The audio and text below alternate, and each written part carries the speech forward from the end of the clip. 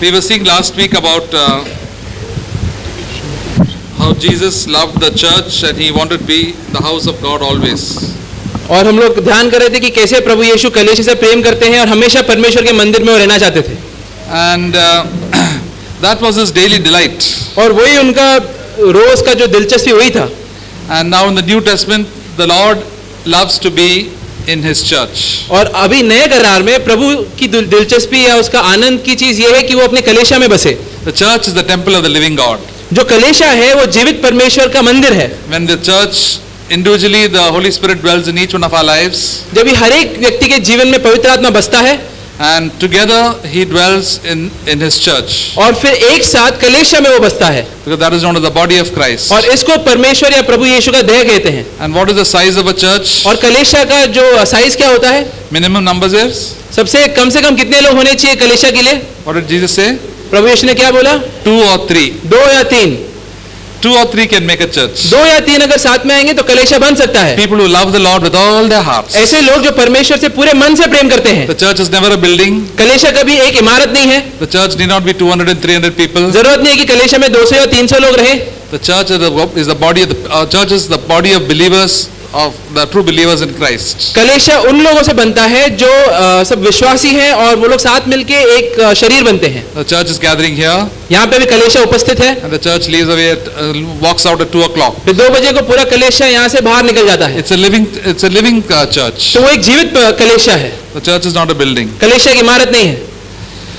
So for this today's study we'll look at the book of Ephesians. तो आज एफिसियों में जाएंगे. Chapter 22 to 33. 22 to 33. Chapter 1. Chapter 5, sorry. Chapter 5 verse 22 to 33. एफिसियों chapter 5 उसमें वाक्य 22 से 22 23 होंगे. 22 to 33. 22 से 33. Wives, be subject to your own husbands as to the Lord. हे पत्नियों, अपने अपने पति के ऐसे अधीन रहो जैसे प्रभु के. For the husband is the head of the wife, as Christ also is the head of the church, he himself being the savior of the body. क्योंकि पति पत्नी का सिर है जैसे कि मसीह कलीसिया का सिर है और आप ही देह का उद्धार करता है. For as the church is subject to Christ, so also the wives also ought to be to their husbands in everything. पर जैसे कलीसिया मसीह के अधीन है वैसे ही पत्नियां भी अब हर बात में अपने अपने पति के अधीन रहें. Husbands, love your wives just as Christ also loved the church. हे पतियों, अपनी अपनी पत्नी से प्रेम रखो जैसे मसीह ने भी कलीसिया से प्रेम करके अपने आप को उसके लिए दे दिया. That he may sanctify her, having cleansed her by the washing of the water with the word. कि उसको वचन के द्वारा जल के स्नान से शुद्ध करके पवित्र बनाए. That he may present it to himself the church in all her glory, having no spot or wrinkle or any such thing, but that she should be holy and blameless. और उसे एक ऐसी तेजस्वी कलीसिया बनाकर अपने पास खड़ी करे जिसमें ना कलंक ना बुरी ना कोई ऐसी वस्तु हो वरन पवित्र और निर्दोष हो. So husbands also ought to love their wives as their own bodies. He who loves his own wife loves himself. इसी प्रकार उचित है कि पति अपनी पत्नी से अपनी देह के समान प्रेम रखे. जो अपनी पत्नी से प्रेम रखता है वह अपने आप से प्रेम रखता है. For no one ever hated his own flesh, but nourishes and cherishes it, just as Christ also does the church. क्योंकि किसी ने कभी अपने शरीर से बैर नहीं रखा वरन उसका पालन पोषण करते हैं जैसे मसीह भी कलीसिया का साथ करता है. Because we are the members of his body. इसलिए कि हम उसके देह के अंग हैं. For this cause a man shall leave his father and mother and shall cleave to his wife, and the two shall become one flesh. इस कारण मनुष्य माता पिता को छोड़कर अपनी पत्नी से मिला रहेगा और वे दोनों एक तन होंगे. This mystery is great, but I am speaking with reference to Christ and the church. ये भेद तो बड़ा है पर मैं मसीह और कलीसिया के विषय में कहता हूँ. Nevertheless, let each individual among you also love his own wife even as himself, and let the wife see to it that she respects her husband. पर तुम में से हर एक अपनी पत्नी से समान प्रेम रखे पत्नी से अपने समान प्रेम रखे और पत्नी भी अपने पति का भय माने. This passage is normally read in married people's meetings. ज़्यादातर जब भी जो शादीशुदा लोगों का मीटिंग होता है उसमें ये वचन पढ़ा जाता है. But the Apostle Paul wants to bring up unto us a great truth. लेकिन यहाँ पे पौलुस एक बहुत ही गहरी सच्चाई हमारे पास लाना चाहता है. There are two great mysteries in the Bible. Bible में दो बहुत ही बड़े रहस्य की बात है. It's not known as Bhed or big secrets. तो उसको भेद बोल सकते हैं या कोई बड़ी रहस्य गुप्त की बात। And which are the two big mysteries? और ये दो बड़े भेद की बात क्या है? What is a mystery? भेद का मतलब क्या होता है? There is something that we cannot understand very easily. वो एक ऐसी चीज है जो हम लोग आसानी से समझ नहीं पाते। And the New Testament says there are two big mysteries. और नए करार बोलता है कि दो ऐसे बड़े भेद हैं। One is the mystery of how to become like Jesus, to be a godly person. एक भेद ये है कि हम लोग एक धार्मिक व्यक्ति कैसे बने। That is written in 1 Timothy chapter 3 verse 16. ये लिखा गया है पहले तिमोथी चैप्टर 3 वाक्य 16 में। पहला तिमोथियुस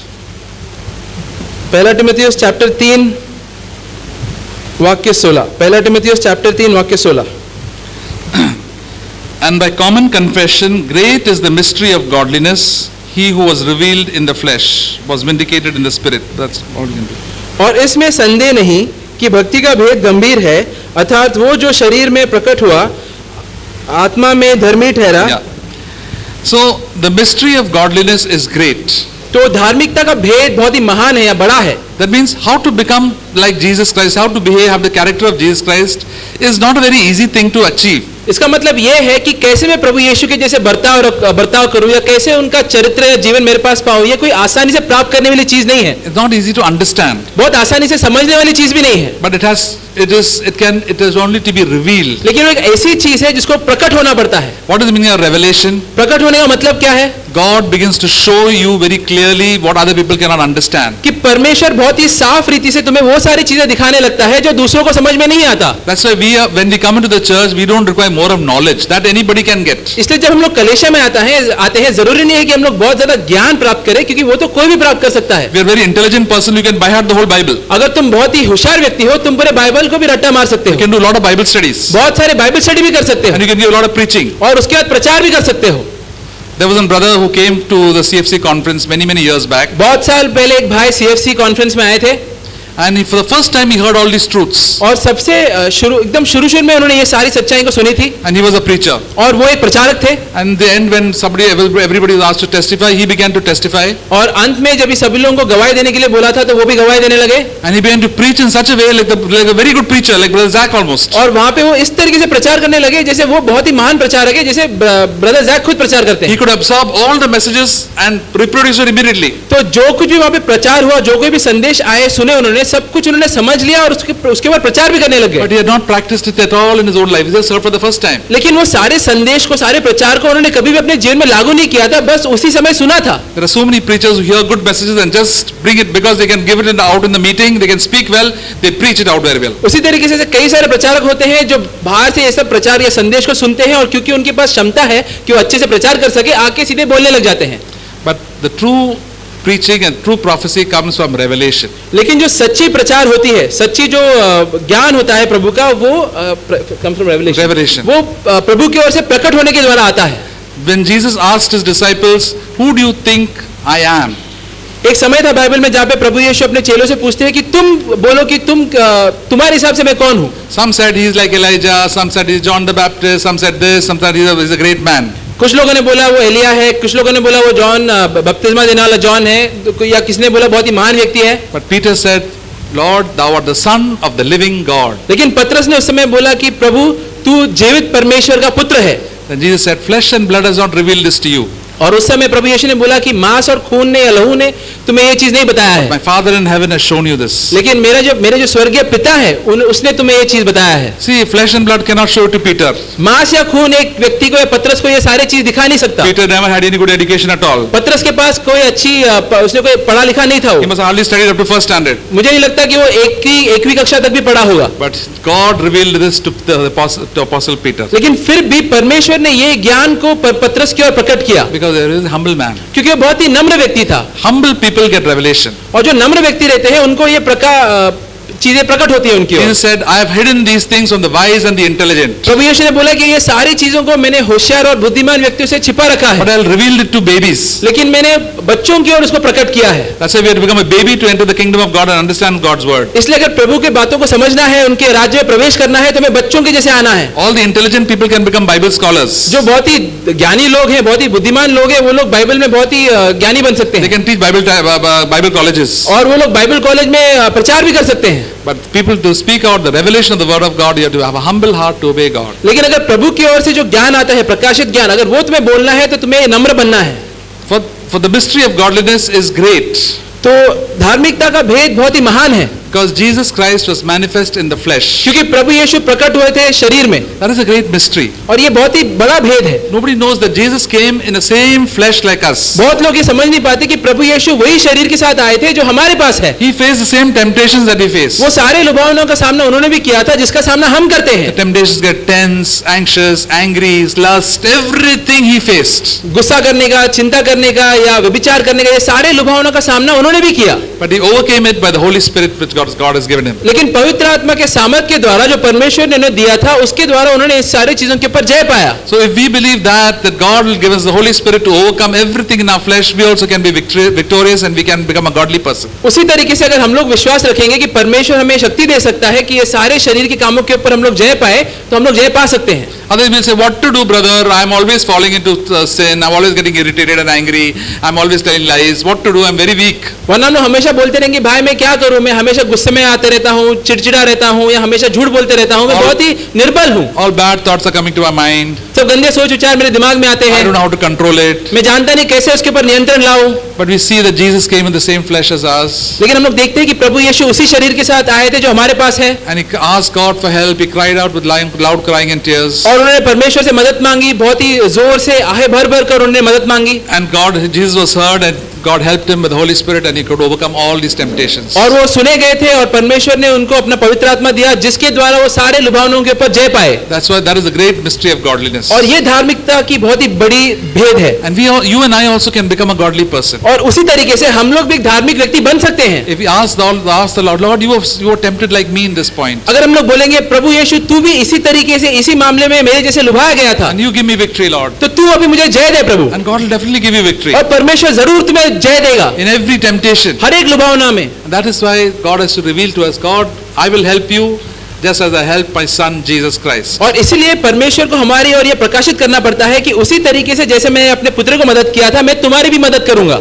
That is the mystery of godliness in our personal life. और ये है धार्मिकता का भेद हमारी आपसी जीवन में. The second mystery we see in Ephesians chapter 5. दूसरा भेद हम लोग देखते हैं एफिसियों चैप्टर 5 में. We have read it. It says verse 32, this mystery is great, but I am speaking with reference to Christ and the church. एफिसियों chapter 5 उसमें वाक्य 32, यह भेद तो बड़ा है पर मैं मसीह और कलीसिया के विषय में कहता हूँ. That is, Jesus Christ and the church together is one body. प्रभु यीशु और कलीसिया दोनों साथ मिलकर एक शरीर होते हैं.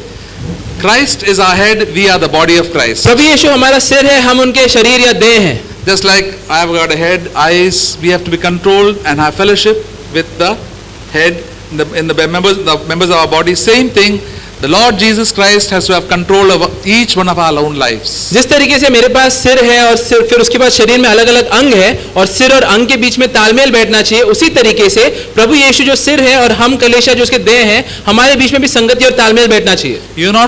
The head is not the head, a human being, it's but Jesus Christ. तो ये जो सिर है ये कोई मनुष्य नहीं है लेकिन प्रभु यीशु स्वयं है. All of us are always individually connected to Jesus. हर एक व्यक्ति यहाँ पर एक आपसी तरीके से प्रभु यीशु से जुड़ा है. Not to the pastor, pastor से जुड़ा नहीं है, or some senior brother, या कोई अगुआ से जुड़ा नहीं है, or anybody else, या किसी और से जुड़ा नहीं है. You have a direct connection with Jesus Christ. तुम्हारे पास एक डायरेक्ट रिश्ता है प्रभु यीशु के साथ. So you have personal fellowship with Jesus Christ. तो इसके द्वारा तुम प्रभु यीशु के साथ एक आपसी रिश्ता या संगति बनाए रख सकते Through हो. the power of the Holy Spirit. पवित्र आत्मा के शक्ति के द्वारा.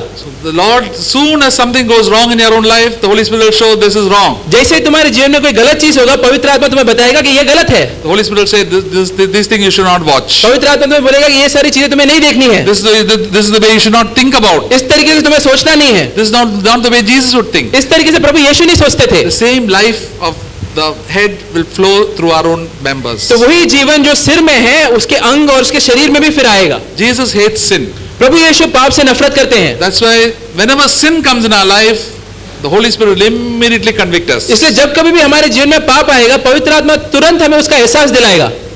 You know there are two main things that the church is responsible for. क्या तुम जानते हो कि ऐसी दो चीजें हैं जिसकी जिम्मेदारी कलीसिया के पास है? In the church, the preaching should be about two main topics. कलीसिया में हमेशा दो विषय के ऊपर सबसे ज्यादा प्रचार होना चाहिए. One is that we should preach about the gospel, that Jesus Christ has died for sinners and he should bring sinners into the church. एक हमें वो सुसमाचार के बारे में संदेश या प्रचार करना है कि प्रभु यीशु आए पापियों के लिए और फिर पापियों को कलीसिया में हमें लाना है। Everybody should become born again. हर एक व्यक्ति नया जन्म पाए। And after they become born again, the ministry of the church is that they should grow up and become conformed to become like Jesus Christ. और एक बार फिर उन्होंने नया जन्म पाया, फिर उनको फिर ये विश्वास में बढ़ना है और प्रभु यीशु के स्वरूप में बनते जाना है। Now all of those who are born again, they are members of Jesus Christ. तो हर एक व्यक्ति जिसने नया जन्म पाया है वो प्रभु यीशु के शरीर के अंग है। But we have got a lot of things to learn and grow. लेकिन ऐसे बहुत सारे क्षेत्र हैं जहाँ पे हमें सीखना है और बढ़ना है। Lot of sins that are being overcome. बहुत सारे ऐसे पाप हैं जिसके ऊपर हमें जय पाना है। Do you think you have to change a lot? क्या तुम ये सोचते हो कि तुम्हें कई सारे मामलों में बदलना है? Lot of Christians are happy. I am saved and satisfied. बहुत सारे विश्वासी तो खुश है इसी बात से कि मैं बचाया गया हूँ और मैं इसी में तृप्त हूँ। And there is a song we sing, saved and satisfied, and I am going to heaven. ऐसे गीत भी लोग गाते हैं कि मैं बचाया गया हूँ, मैं उसी में तृप्त हूँ और मैं स्वर्ग की ओर जा रहा हूँ। To be saved is to enter a school. There are small children. We give them admission to a school. जब हम लोग उद्धार पाते हैं उसका उदाहरण ये है कि सोचो एक बच्चा जो स्कूल में उसने एडमिशन लिया है। They enter junior KG. तो उन्हें भर्ती हुए जूनियर केजी में। The parents, everybody is happy. Parents, I've got admission at a very good school. तो सारे माता पिता सब लोग बहुत ही खुश हैं कि हाँ मेरा बच्चा बहुत ही अच्छे स्कूल में जा रहा है। I've got into junior KG. वो जूनियर केजी में गया है। Now I've got no tension, no worry. तो अभी मुझे कोई चीज की चिंता नहीं है। Arey, but now you have to go from junior KG, senior KG, first standard, second standard, fifth standard, eighth standard, 10th standard, go to college also. लेकिन अभी तुम्हें यहाँ से फिर आगे बढ़ना है, तुम्हें पहली कक्षा, दूसरी कक्षा, फिर 10वीं कक्षा, आगे जाके कॉलेज में भी जाना है। Most believers are happy to be in junior KG. लेकिन ज्यादातर जो विश्वासी है वो लोग जूनियर केजी में रहना पसंद करते हैं। You know what they do in junior KG? तुम लोग क्या जानते हो कि जूनियर केजी में लोग या बच्चे क्या करते हैं? All your send their children to junior KG. कभी जो बच्चों को हम लोग भेजते हैं जूनियर केजी में, what do they have? वहाँ पे लोग क्या करते हैं? What subjects they have? क्या विषयों के ऊपर लोग बातचीत करते हैं? They have lot of singing. उनके पास बहुत गीत गाना होता है। They have lot of acting. बहुत कुछ नाटक रहता है। They have eating period. फिर उनके पास एक पीरियड रहता है जहाँ पे लोग खाते हैं। Then playing period. और फिर खेलने का एक पीरियड होता है। Then little bit sums, standing line, sleeping line. फिर ऐसे छोटे छोटे गणित की चीजें होते हैं जैसे सोने वाला लाइन, खड़ा होने वाला line. Then match the following. और फिर match the following. No homework. कोई होमवर्क नहीं। Very happy. बहुत खुश इसी में। But as they go to second standard, third standard, it becomes homework. Then all this eating time, drinking time, dancing time, all becomes go away. फिर लोग आगे बढ़ते जैसे वो लोग पहली कक्षा में जाते हैं, दूसरी कक्षा में जाते हैं, वहाँ पे होमवर्क फिर बढ़ जाता है, फिर ये नाचने गाने का क्लास सब बंद हो जाता है। And then there is more discipline to be required. फिर वहाँ पे और अनुशासन लाना पड़ता है। So all of us come through junior KG. उसी तरीके से हम सभी एक समय पर जूनियर केजी में थे। We all have to progress. लेकिन अभी हम सभी को प्रगति करना है। And then comes the discipline in our own life. फिर तभी हमारे जीवन में अनुशासन आता है। And most of us don't like discipline. और ज्यादातर यहाँ पे जो लोग हैं हमें अनुशासन पसंद नहीं। Most born again believers in most churches are in first standard only. ज्यादातर जो नया जन्मी कलेशिया होता है, कलेशियाएं हैं, वो लोग सभी जूनियर केजी में ही हैं। When we talk about victory over sin, come on, let's go to second standard. They say first standard is very good for me. तो जब भी हम लोग यहाँ पे पाप के ऊपर जय प्राप्त करने की बात करते हैं तो ज्यादातर विश्वासी बोलते हैं कि नहीं, मैं तो पहली कक्षा में तृप्त हूँ, खुश हूँ। But God, the parents and the teachers want you to go up higher and higher. लेकिन परमेश्वर और जो शिक्षक हैं वो चाहते हैं कि तुम और ऊपर बढ़ो। And those who work hard and those who are obedient, they get go higher and higher. और जो लोग मेहनत करते हैं और जो लोग आज्ञाकारी हैं वो लोग और ऊपर बढ़ते जाते हैं। Jesus is our head. और प्रभु यीशु हमारा सिर है। And he loves us so much. और वो हमसे बहुत प्रेम करता है। How do you know that God loves you? कैसे तुम जानते हो कि परमेश्वर तुमसे प्रेम करता है? What will you tell? क्या तुम बोलोगे? How do you know that Jesus loves you? उत्तर क्या है कि प्रभु यीशु तुमसे प्रेम करते हैं? क्या है उसका उत्तर? कैसे तुम जानते हो ये? Very good. Jesus Christ died for my sins. यीशु मसीह मेरे पापों के लिए मरे। Where is that verse? Romans chapter 5 verse. वाक्य कहाँ पर है ये? Romeo chapter 5 verse 8. वाक्य 8। रोमियो चैप्टर 5 वाक्य 8। Read in Hindi. Everybody should know this verse very well if you have not seen it. सभी लोगों को ये वचन अच्छे से याद होना चाहिए। परंतु परमेश्वर हम पर अपने प्रेम की भलाई इस रीति से प्रकट करता है कि जब हम पापी ही थे तभी मसीह हमारे लिए मरा। Jesus Christ died for me when I was a sinner. प्रभु यीशु मेरे लिए तब मरे जब मैं एक पापी था। Jesus Christ died only for sinners. प्रभु यीशु सिर्फ पापियों के लिए मरे हैं। If he had not died for me as a sinner, I would go to hell. अगर वो मेरे लिए नहीं मरे होते तो फिर मैं नर्क में जाता I'd be still in my old sins, और मैं अपने पुराने पापों में आज भी होता। all my secret habits, all my bad habits. सारे मेरे गुप्त के जो भी गलत आदतें हैं वो उसी में रहता I'll be shouting and fighting with everybody. और सभी लोगों से गुस्से में झगड़ता चिल्लाता रहता। God said, I'll take away all your sin. I died for you. लेकिन परमेश्वर बोलता है कि मैं तुम्हारे सारे पापों को तुमसे दूर ले लूंगा क्योंकि मैं तुम्हारे लिए मरा हूँ। Why are you sitting here? Because Jesus died for you. क्यों तुम यहाँ पर आज बैठे हो? क्योंकि प्रभु यीशु तुम्हारे लिए मरे हैं And He forgave you. और तुम्हें माफ किया That's उन्होंने, why you're sitting over here. इसलिए आज तुम यहाँ पर बैठे हो। And you say, thank you, Lord, for that's why I'm come here to worship and praise you and thank you. इसलिए मुझे बोलना है कि धन्यवाद परमेश्वर, इसलिए मैं यहाँ पर आया हूँ तेरी स्तुति करने के लिए, तेरी आराधना करने के लिए। And Lord, that we all know that. और हम सभी ये चीज से वाकिफ हैं। Jesus died for me. That's why, Lord, I'm going to follow you. That's why we take baptism. प्रभु यीशु मेरे लिए मरे हैं, इसलिए मैं आपका पीछा करूंगा और फिर बपतिस्मा लूंगा। And we are so happy that now I've got a ticket to heaven. और इसलिए हम लोग बहुत ही खुश है कि अभी हमारे पास एक टिकट है जिसके द्वारा हम लोग स्वर्ग में जा सकते The हैं। devil has got no power over me. और शैतान के पास हमारे ऊपर कोई शक्ति नहीं है। Whatever black magic he tries to do, he has got no power over me. भले तुम्हारे ऊपर वो कोई भी काला जादू करने की कोशिश करे, उसके पास कोई शक्ति नहीं है तुम्हारे ऊपर, Because I'm a child of God. क्योंकि मैं परमेश्वर का बच्चा हूँ। He is my father. वो मेरा पिता है, He takes care of me. वो मेरा ख्याल रखता है। And there's a big security in my own life. और इसके वजह से मैं अपने जीवन में एक सुरक्षा महसूस करता If हूँ। I die today, I will go to heaven. अगर मैं आज मरूंगा तो मैं स्वर्ग में जाऊंगा। That is a wonderful privilege, Lord. That is enough for us to worship and praise and thank God forever and ever. और ये हमारे लिए बहुत ही अच्छी बात है और यही काफी हमारे लिए कि हम लोग हमेशा हमेशा के लिए प्रभु की स्तुति और आराधना करते जाएं। And the second reason that God loves us is why? What anybody else can say? और दूसरा ऐसा कौन सा कारण है जिसके द्वारा हम लोग जान पाते हैं कि परमेश्वर हमसे प्रेम करते हैं?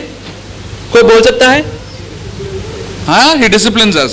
वो हमारा अनुशासन करता है। The verse in Revelation chapter 3 verse 19. प्रकाशित वाक्य में जाएंगे, वो चैप्टर 3। Chapter 3 verse 19. प्रकाशित वाक्य चैप्टर 3 वाक्य 19।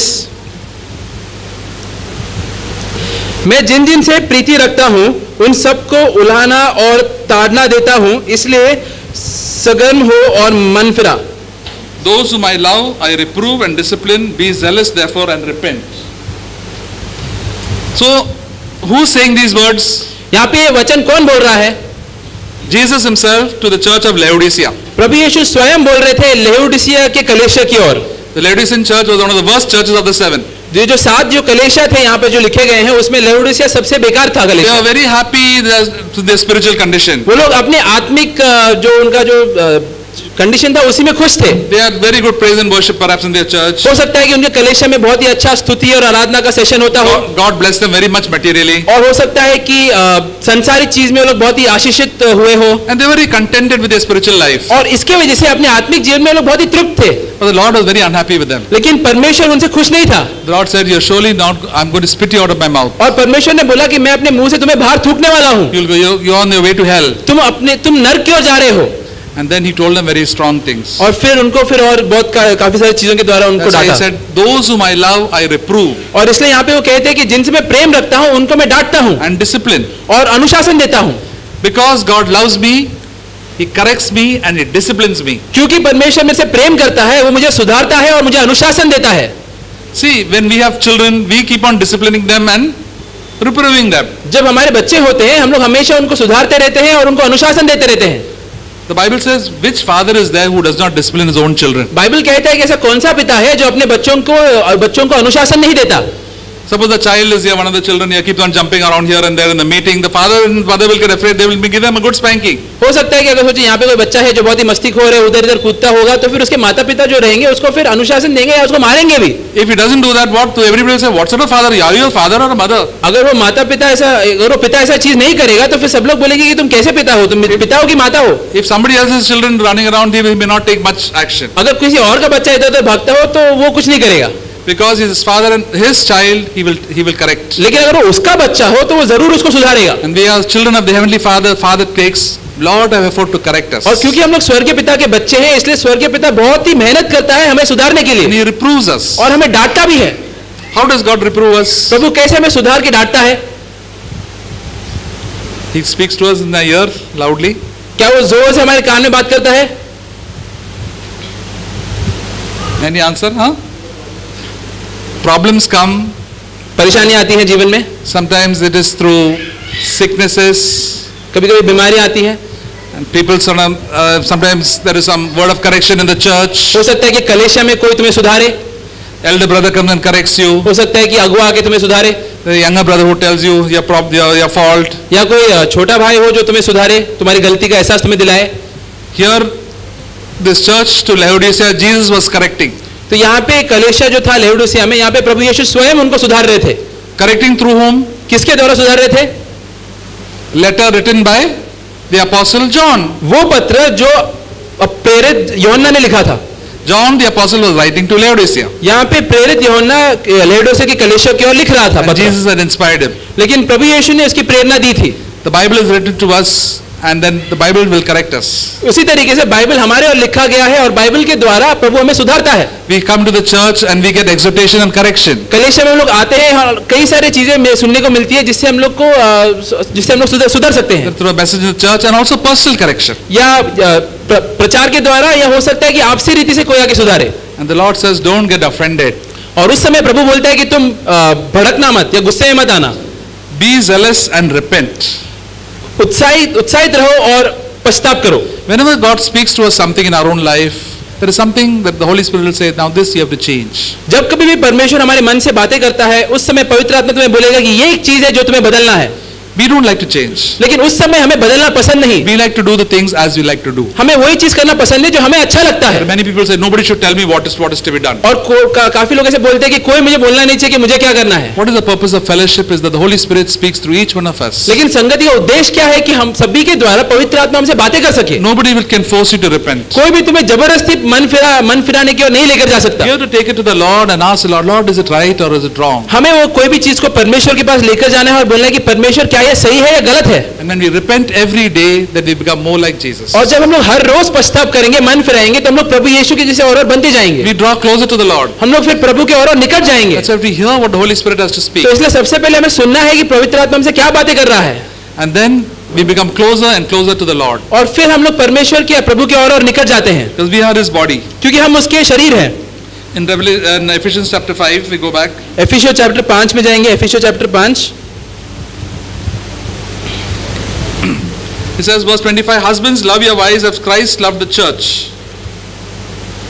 हे पतियों, अपने अपनी पत्नी से प्रेम रखो जैसे मसीह ने भी कलीसिया से प्रेम करके अपने आप को उसके लिए दे दिया. And gave himself up for her.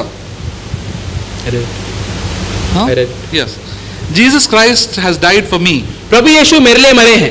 That's why I have to.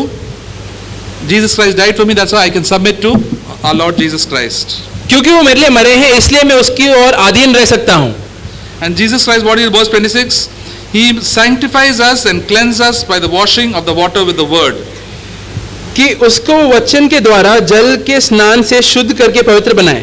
We come to the fellowship to hear the word of God. हम लोग कलीसिया में इसलिए आते हैं ताकि हम लोग प्रभु के वचनों को सुन सके. The word of God is given for all encouragement and correction. प्रभु को जो वचन दिया गया है सारे प्रोत्साहन के लिए और सारे सुधारने के लिए.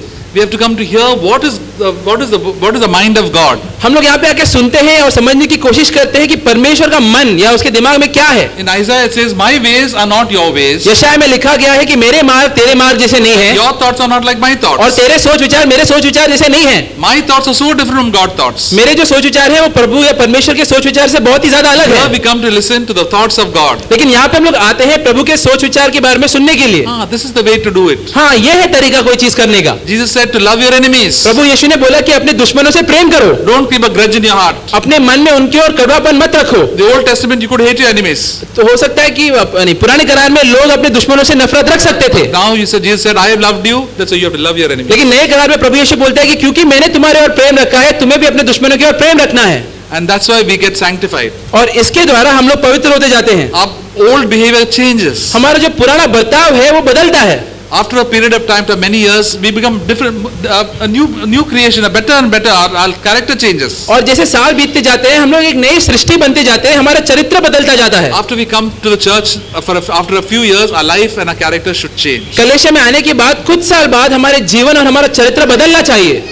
The purpose of us gathering here is not for us to get more information, but to be for our own transformation. यहाँ पे इकट्ठा होने का उद्देश्य ये नहीं है कि हम लोग और ज्ञान प्राप्त करें, लेकिन हम लोग बदले अपने जीवन में. Become godly husbands, godly wives, godly children, godly brothers and sisters. ताकि हम लोग और धार्मिक पति या पत्नी या बहन या भाई बन सके. Why? So that Jesus wants us to be godly, like him. क्यों? क्योंकि प्रभु यीशु चाहता है कि तुम भी धार्मिक बनो उसके जैसे। We want to be. He wants us to be his bride. वो चाहता है कि हम लोग उसकी दुल्हन बने। See, now when somebody Jesus wants us to be a bride. You choose a bride. Somebody wants to get married. Then whom will you choose? A person who is somewhat close to you, isn't it? सोचो अगर The तुम same age, same almost education, everything according to your same capacity to think and to have fellowship.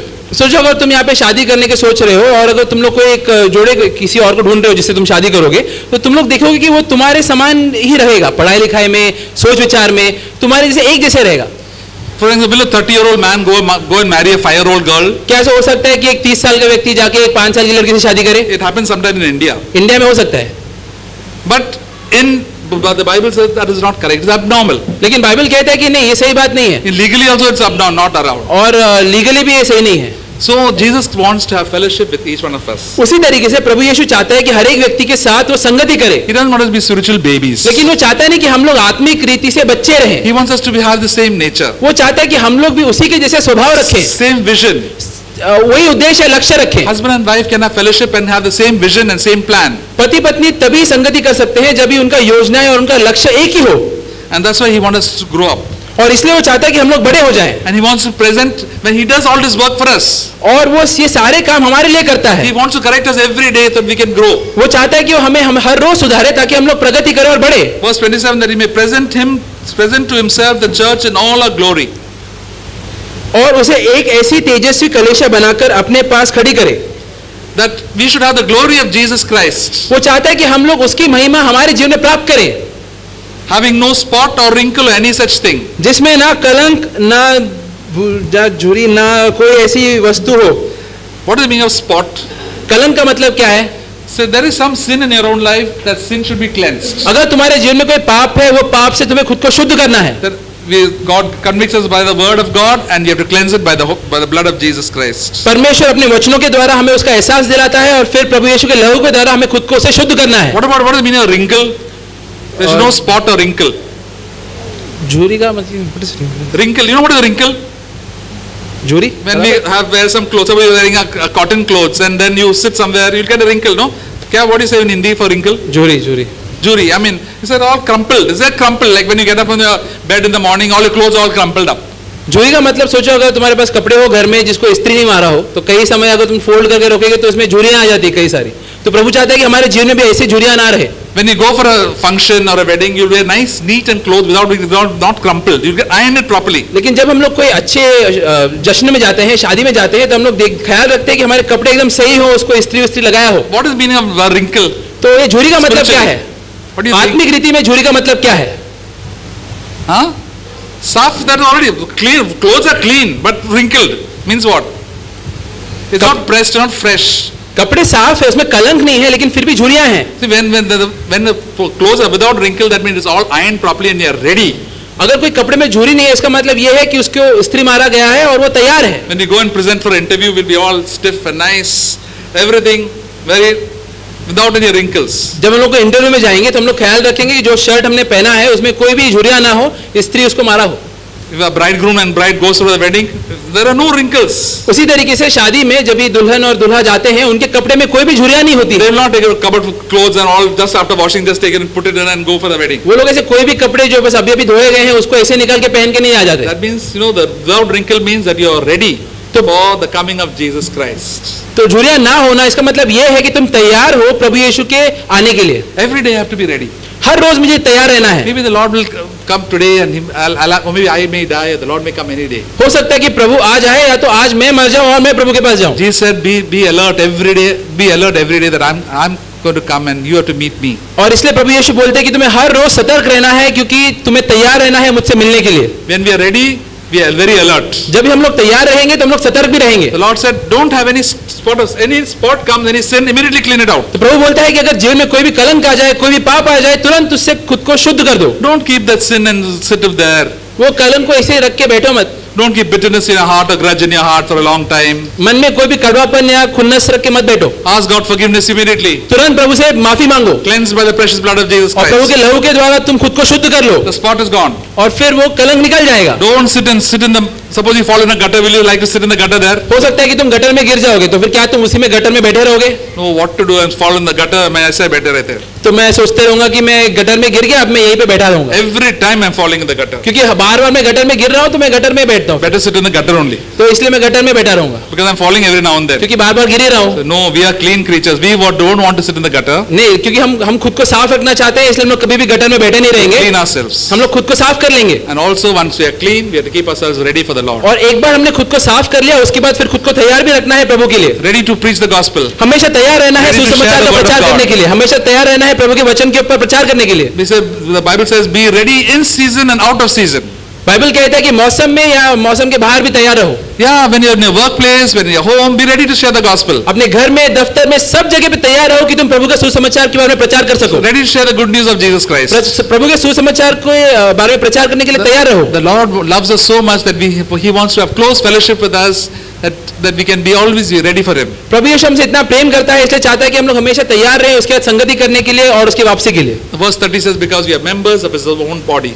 और वाक्य 30 कहता है ये सब इसलिए क्योंकि हम लोग उसके शरीर के अंग हैं। And that is a wonderful mystery to think about. तो ये बहुत ही बड़ा भेद है जिसके बारे में हम लोग सोच सकते हैं। Lord, I'm a part of you. प्रभु मैं आपके शरीर का एक अंग हूँ। I'm not the part of so and so church or so and so thing, but Lord, I'm a part of you. मैं कोई कलीसिया का हिस्सा नहीं हूँ, लेकिन आपका हिस्सा हूँ। That when you think about and meditate upon, the Lord will give you understanding. जब इसके ऊपर हम लोग सोचेंगे, मनन करेंगे, तो प्रभु तुम्हें फिर ज्ञान या समझ भी देगा। It cannot be explained. ये चीज को हम लोग ऐसे ही इसके ऊपर बात नहीं कर सकते, समझा नहीं सकते। Tell Lord, I'm a part of your body. Show me what does it mean. हमें कहना है कि प्रभु यहाँ पे लिखा गया है कि मैं तेरा हिस्सा हूँ, तो तू मुझे बता इसका मतलब क्या है। Lord, I'm your bride. प्रभु मैं तेरी दुल्हन हूँ, And the Lord, you are my head. और तू मेरा सिर है। That's why the Lord loves us very much. और इसलिए प्रभु हमसे बहुत ही ज्यादा प्रेम करता है। That's why He corrects us, loves us so much, and He rebukes us, and He wants us to repent. और इसलिए हमें वो सुधारता है, हमें ताड़ना देता है और चाहता है कि हम लोग मन फिराएं। And that's what the Lord wants us in each one of our lives. और यही चीज प्रभु चाहता है हर एक के जीवन में यहाँ There will पर, be a transforming work in each you and me. कि हम सभी के जीवन में एक परिवर्तन का कार्य हो, And it will definitely come to pass. और वो जरूर होगा। There are many times some believers we say, "Arey, this believer is always backsliding." कभी कभी हम लोग दूसरे विश्वासियों के बारे में ऐसा बोल सकते हैं कि अरे ये विश्वासी तो हमेशा पीछे हटता रहता है। But you know that person can really change radically. लेकिन क्या तुम जानते हो कि वो बहुत ही खतरनाक तरीके से बदल सकता है? And we can really be transformed, and we are really humble ourselves and repent. Things can go very well with us. और अगर हम लोग अपने आप को नम्र करेंगे और पश्चाताप करेंगे तो फिर हमारे जीवन में बहुत ही भला हो सकता है।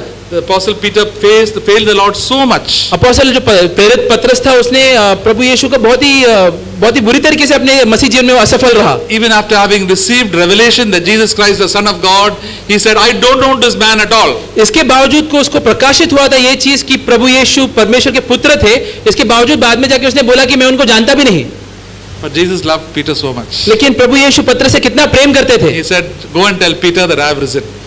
उसने मरियम को बोला कि जाके पतरस को बोलो कि मैं वापस जी उठा हूँ। And then he went to Peter and said, "Peter, Peter, do you love me more than these?" फिर उसने जाके पतरस से पूछा कि पतरस क्या ये बाकियों से तुम मुझसे ज्यादा प्रेम करते हो? Peter said, "Lord, I failed you so much, but still you love me so much." पतरस ने फिर बोला कि प्रभु मैंने आपको धोखा दिया है, इसके बावजूद आप मुझसे इतना प्रेम करते हो। See, we may have failed the Lord so much in our own life, हो सकता है कि हमने प्रभु को धोखा दिया है अपने जीवन में कई बार, but the Lord will never leave you. लेकिन फिर भी परमेश्वर कभी तुम्हें छोड़ेगा नहीं। He'll always love you. He'll always want you to come back. वो फिर भी तुमसे प्रेम रखेगा, हमेशा चाहेगा कि तुम वापस आ जाओ। This love is known as agape love. ये प्रेम को हम लोग अगापे प्रेम कहते हैं या परमेश्वर की ओर से आने वाले की प्रेम कहते हैं। Most of us don't love from the movies. I love him because I like him very much. कई बार हम लोग जो प्रेम का जो कल्पना है या सोच हमारे जीवन में वो पिक्चरों से आती है, जहाँ पे हम लोग बोलते हैं कि क्योंकि मेरे को वो पसंद है इसलिए मैं उसे प्रेम करता हूँ। God's love is that 1 Corinthians chapter 13 says, "Love is patient, love is kind." लेकिन परमेश्वर का जो प्रेम है, जैसे बाइबल में लिखा गया है कुरिन्थियों में, वो धीरज रखता है, वो दयालु है। He hopes the best for a person. वो हमेशा दूसरों की ओर सबसे अच्छे ख्याल या आशा रखता है। Does not keep in record of wrongs. वो कभी भी सारी गलतियों का रिकॉर्ड नहीं रखता है। And this is God's love. ये परमेश्वर की ओर से आने वाली प्रेम है। God does not keep a record of all the wrong that you have done. परमेश्वर कभी भी वो सारे गलतियों की तुम्हारी गलतियों का रिकॉर्ड नहीं रखता। Other believers may keep it. हो सकता है कि दूसरे विश्वासी रखे, But God says, "I cannot remember a single fault of yours in the past." लेकिन परमेश्वर कहता है कि तुम्हारी बीती दिनों के कोई भी पापों को मैं याद नहीं रख सकता। When you confessed and repented, God just says, I just throw it out. अगर तुमने कबूला है और उससे पश्चाताप किया है तो परमेश्वर तुरंत उसको बाहर फेंक देता है। This is known as God's love. और इसी को परमेश्वर का प्रेम बोलते हैं। And that's why we also should have God's love in our और life. इसलिए हमारे जीवन में भी परमेश्वर का ये प्रेम होना चाहिए।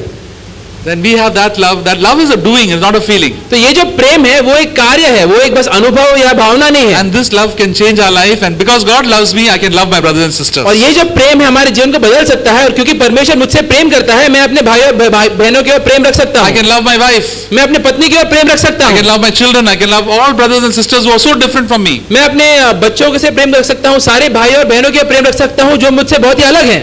And that is the great revelation that God loves me as He loved His own Son. और ये बहुत ही बड़ी प्रकाशित होने वाली ज्ञान है कि परमेश्वर मुझसे उसी तरीके से प्रेम करता है जैसे वो अपने पुत्र से प्रेम करता था। So let us draw near to God. तो हम सभी को इसलिए परमेश्वर के निकट आना है। The Holy Spirit will show us how much God loves me. और पवित्र आत्मा हमें दिखाएगा कि कितना परमेश्वर तुमसे प्रेम करता है। Because He died for me. क्योंकि वो मेरे लिए मरा है And He corrects me. और वो मुझे सुधारता है। I thank God for God corrects me. मैं धन्यवाद देता हूँ परमेश्वर की ओर कि वो मुझे सुधारता है। If God didn't correct me, I would feel very bad about it. अगर परमेश्वर मुझे सुधारता नहीं था तो मुझे बहुत ही बुरा लगता था। This means that I'm not His son. I'm an illegitimate person. इससे मुझे ऐसा हो सकता महसूस होता था कि मैं उसका बच्चा नहीं हूँ या नाजायज बच्चा हूँ। That is why we must thank God for all the corrections that we receive in our own life. और इसलिए हमें हमेशा परमेश्वर की ओर धन्यवाद देना है उस सारी बातों के लिए जिसमें हमें वो ताड़ना देता है या सुधारता है। And ask God to speak to our hearts, and Lord say, Lord, I want to be changed and I want to become more like you. और बोलो परमेश्वर से कि परमेश्वर तू मेरे मन से बातें कर, तू मुझे बदल और मुझे अपने जैसे बना। And we will have tremendous fellowship with the Lord. और फिर हम लोग बहुत ही अच्छी संगति रख सकते हैं प्रभु के साथ। We'll become very close to the Lord. प्रभु के एकदम निकट तुम जाओगे। Just like Mary in the Old Testament, in the New Testament. जैसे नए करार में मरियम थी। Mary, the sister of Martha. Maryam जो थी मार्था की बहन। Mary Magdalene. मेरी मैगडलिन जो थी। They are people who were very close to the Lord. वो लोग ऐसे व्यक्ति थे जो प्रभु के बहुत ही निकट थे। The Apostle John. प्रेरित यूहन्ना। He was so close to Jesus Christ. वो प्रभु यीशु के कितने निकट था। Nobody can prevent you from coming close to the Lord. कोई भी तुम्हें नहीं रोक सकता कि तुम प्रभु के पास आने से। The only person who can prevent you is yourself. सिर्फ एक ही व्यक्ति रोक सकता है और वो तुम खुद। So what we should do? We said, Lord, love me so much. I want to walk with Him. तो हमें क्या कहना है क्योंकि प्रभु यीशु मुझसे इतना प्रेम करता है, मैं उसके साथ चलना चाहता हूँ। Praise the Lord. Amen. प्रभु की स्तुति हो।